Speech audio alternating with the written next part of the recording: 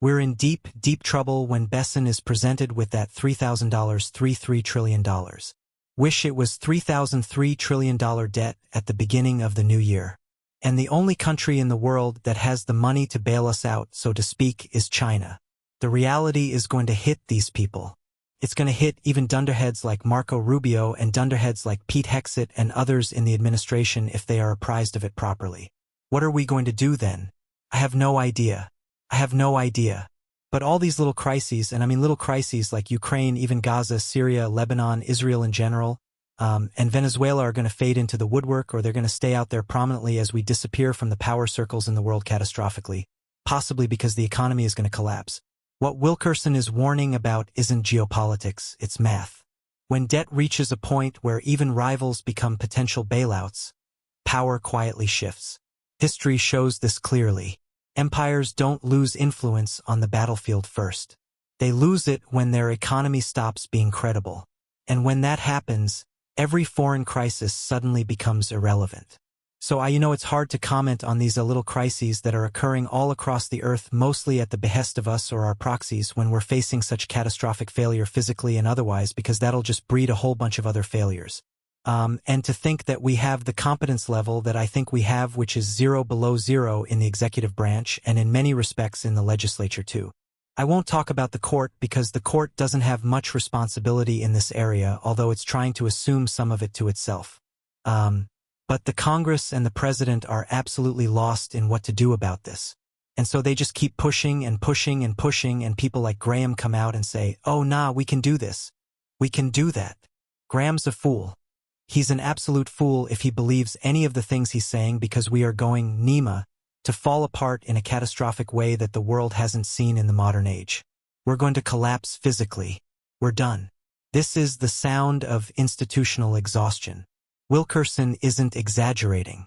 He's describing a system that has lost basic competence. When leadership has no strategy, no fiscal discipline, and no sense of limits, the response is always the same. Keep pushing forward and hope reality blinks first. It never does. Collapse doesn't come from enemies abroad. It comes from dysfunction at the center. I don't know what that means. I really don't. I thought I've told you before. I thought I would be dead. I'll be 81 in January. I thought I would be dead before I would see the collapse of the American empire. I no longer think that. I think if I live another 5 to 7 years, I may see it. Certainly the beginnings of the unraveling. I will see. And Trump is presiding over it. You couldn't ask for a more poignant disaster in terms of its components. You have the fiscal component. You have the military component. You have the social component, call it the domestic component. And then you have the component of the most incompetent leadership in the exact branch that we've seen in the history of the Republic across the board. Across the board. I don't hold out a lot of hope for any of these crises because they all have their own rationale right now, which is anything but what the papers are reporting or what the president is talking about. And that 1.9 whatever million barrels of oil, whatever it was, inconsequential, utterly inconsequential, except to people like Cuba, for whom I understand some of it was bound, and Cuba is in really hard shape right now because they're getting any fuel oil. And other people in the world that might have been on the end of that shipment. And end of shipments that are coming out now. And the high seas piracy and the breach of international law, domestic law, the unconstitutional actions that the president is taking. All of those are going to be subsumed in a firestorm of fiscal problems we haven't seen the like of in this country in anyone's current lifetime, and I would argue we haven't seen since the Civil War in terms of disaster, and that's going to be really traumatic for Americans. They're the ones who are going to suffer. This isn't rhetoric. It's a lifetime judgment. When someone who expected to die before seeing collapse now believes he'll witness it. That signals how advanced the damage is. What's unfolding isn't one crisis, but several converging at once. Economic, military, social, and political. That's how empires unravel. The Trumps and the Musk and all that. They'll do whatever they have to do. But we are headed for disaster. And this is all spun off that direction. I think Maduro is the most visible element of it because he's sitting on those 300 billion barrels of oil. That's not a good time to be an American. I'll tell you that. This is about power shifting, not personalities. When resources become leverage and leadership loses control, nations don't decline quietly, they slide fast. That's why this moment feels dangerous. It could be something like 2006, 2007 and the housing crisis, but it'll be much bigger, be all across the country. And it'll be every element of our economy. There will be nothing that will escape. For example, we need that oil from Venezuela, not just to try and delay this change in the oil markets from the dollar-based transactions to other currency-based transactions, which has already happened. It's already happened. I mean, the dollar is being kicked out all over the world now. But we need that heavy sulfur content oil from Venezuela in our refineries to make diesel to run our trucks. 52% of American commerce is carried by trucks on our highways. That'll stop. We won't be able to drive our trucks because if we don't get that oil, and I guarantee you Trump's lying through his teeth, that's what he's going to use that chip's oil for. We're in trouble there, too. So this is a monumental shift in power that should have taken 3,540 years that's going to take maybe half a decade and be very traumatic because of that, because it's going to be profound and deep because of that, because there's been no planning, no strategy, no policy, no nothing except more of the same and in Trump. This isn't a normal recession warning. It's a systemic one. What Larry Wilkerson is describing is a shock hitting everything at once. Energy, transport, trade, and currency power. When trucks stop moving, economies freeze. And when a global shift that should take decades is forced into a few years, the damage isn't gradual, it's traumatic. In the medium term, they're going to use Ukraine to do whatever they possibly can to hold on to power.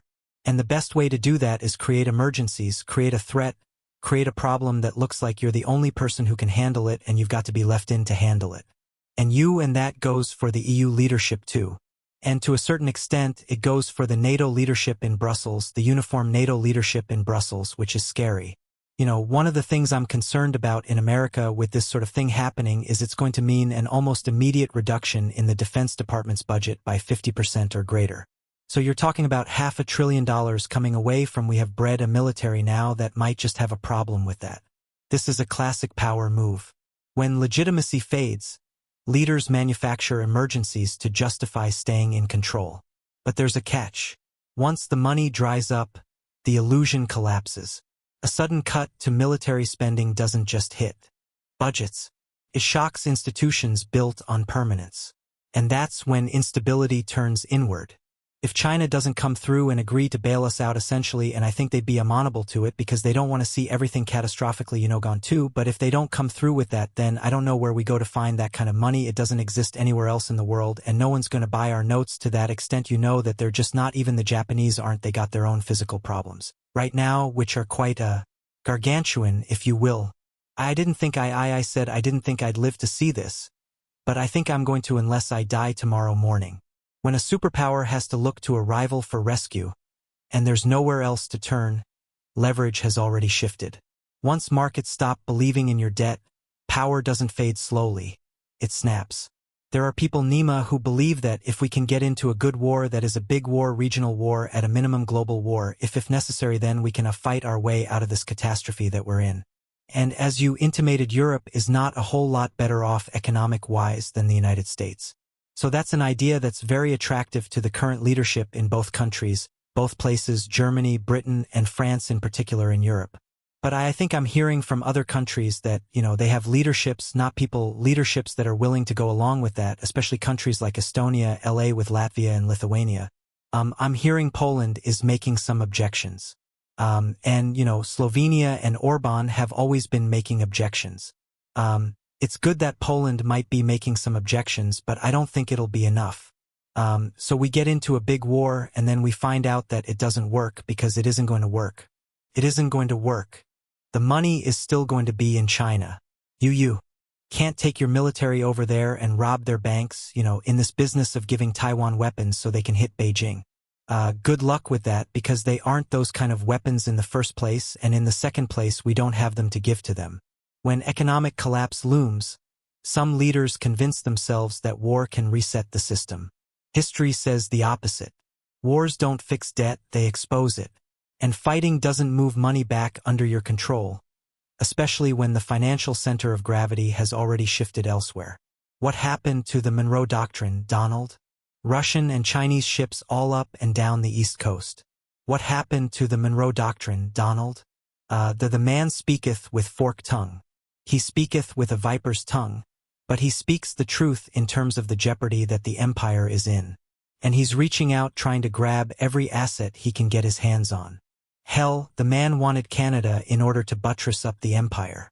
But I'm sorry, it's not going to work because the thing the empire is going to get taken down by is what most empires in human history have been taken down by. That's the prophecy at the end in their spending, whether they're spending in gold bullions, silver ingots, silk, robes, or dollars. And the dollar has the additional deficiency of being backed by essentially nothing. He thinks it's backed by all the assets that we have and the assets that he's trying to gain, like Greenland. I'm sorry. It doesn't make a handkerchief's difference when you are in a situation that we're in. And we created it.